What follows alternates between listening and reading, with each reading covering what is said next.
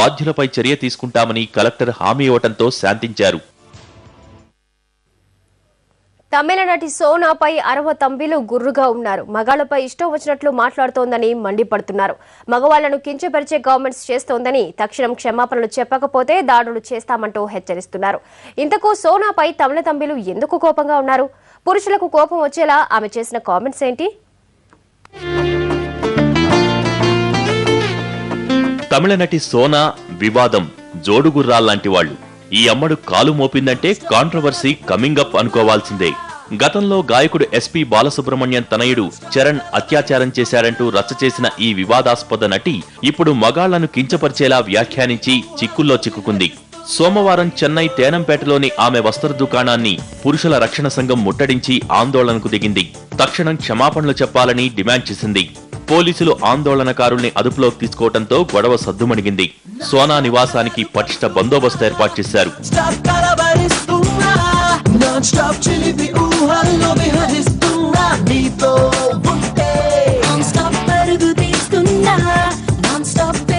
ఇంతకు సోనాపై పురుషుల సంఘం గుర్రుగా ఉండటానికి కారణమేంటి?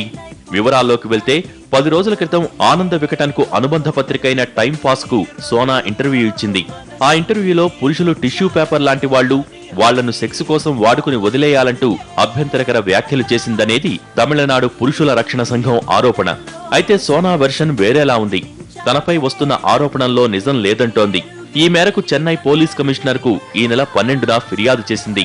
తన ఇంటర్వ్యూ తీసుకున్న రిపోర్టర్ అసభ్యకరమైన ప్రశ్నలు అడగటమే కాకుండా అశ్లీలంగా ఫోజులివ్వాలని కోరినట్టు సోనా ఆరోపిస్తోంది.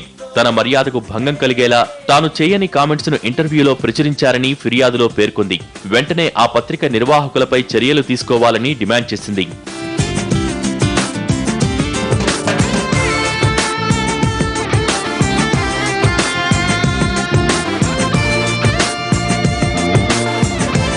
మరోవైపు సోనా క్షమాపణలు చెప్పకపోతే క్రిమినల్ కేసు వేస్తామంటూ పురుషుల రక్షణ సంఘం హెచ్చరిస్తోంది.